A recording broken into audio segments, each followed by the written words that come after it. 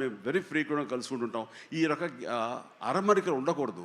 అభిమానం అంటే అది పర్సనల్. నా ఒక రకమైన భోజనం రుచిస్తుంది, ఇంకొక రకమైన భోజనం రుచిస్తుంది. అలాగే ఒకళ్ళు ఇంకొకరితో కనెక్ట్ అవుతారు యాక్టర్లుగా. అలా ఉండటం అనేది మనం అందరం యాక్సెప్ట్ చేయాలి. అంత మాత్రం చేత విశ్వక్షణ ఎక్కడ దూరంగా పెట్టి మన మనిషి కాదు కాబట్టి అతని ఫంక్షన్కి పిలిస్తే కనుక వెళ్ళాలా అని ఉండకూడదు. ఖచ్చితంగా వెళ్ళాలి. అతను మన ఈ ఇండస్ట్రీ మనిషే, మనలో ఒకడు, మన కుటుంబ సభ్యుడు అన్న భావం అన్న మెసేజ్ మనం ప్రివేల్ చేయాలి. అంటే ఏదో మనం సెపరేట్గా ఉండటం మూలంగా మనం అతీతంగా మనం దూరంగా ఉండటం మూలంగా మనకు ప్రత్యేకత వస్తుంది, గుర్తింపు వస్తుంది, తద్వారా మన ఇమేజ్ పెరుగుతుంది అనే భావం కరెక్ట్ కాదు.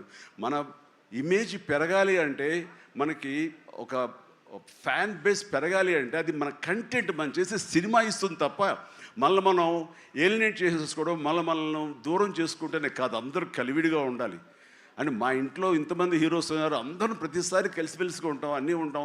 అలాగని చెప్పేసి మా ఇమేజ్లు తక్కువ. ఈ రోజున పవన్ కళ్యాణ్ ఏబీలో కనిపించగానే ఇది అన్నారు, దాన్ని గర్వపడాలి. పుష్ప 2 పెద్ద హిట్ అయింది, బ్లాక్ బస్టర్, దాన్ని గర్విస్తాను. అండ్ తర్వాత ఒక్కోసారి సినిమాలు ఆడచ్చు ఆడకపోవచ్చు, కానీ మనం ఏవైనా సరే ఇండస్ట్రీలో ఒక సినిమా ఆడింది అంటే ప్రతి ఒక్కరు హర్షించాలి.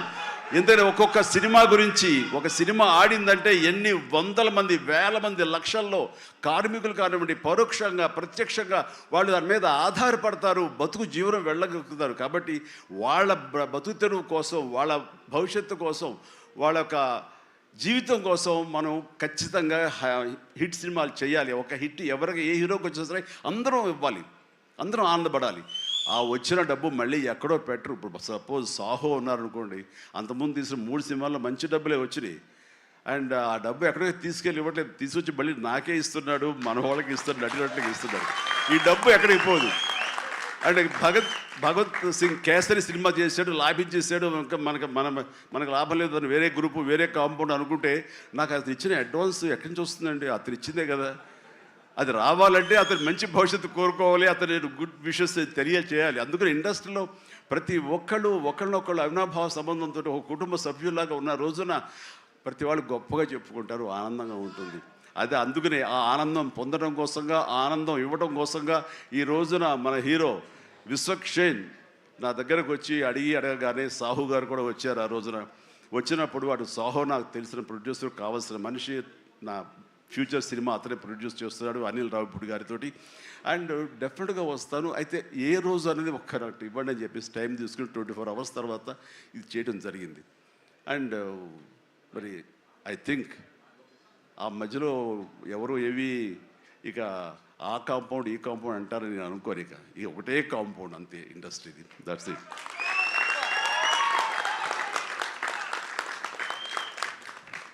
ఇక ఈ సినిమా ట్రైలర్ చూసిన తర్వాత నాకు ఎక్కడో మనం ఉండే పెద్దరికాంతో మనం సంసారపక్షంగా ఉంటున్నాం, మన కుటుంబం అని, కానీ ఎక్కడో అన్నగారిపోయినటువంటి ఉంటే సరే అది ఆ కోరికలు గబుక్కుని పెళ్ళు బుక్కింది. ఆఫ్టర్ ట్రైలర్ మనిషి కొంచెం మోటుగా ఉన్నాడు, ప్రౌఢలాగా అనిపిస్తున్నాడు, కానీ గ్లామర్ తగ్గలేదు, కసుక్కని అనిపిస్తున్నాడు. ఈ అమ్మ అసలు ఇది విశ్వక్షేణ్ కాకుండా నిజంగా ఆడపిల్ల అయి ఉంటే ఎక్కడో గుండె జారి కొంచెం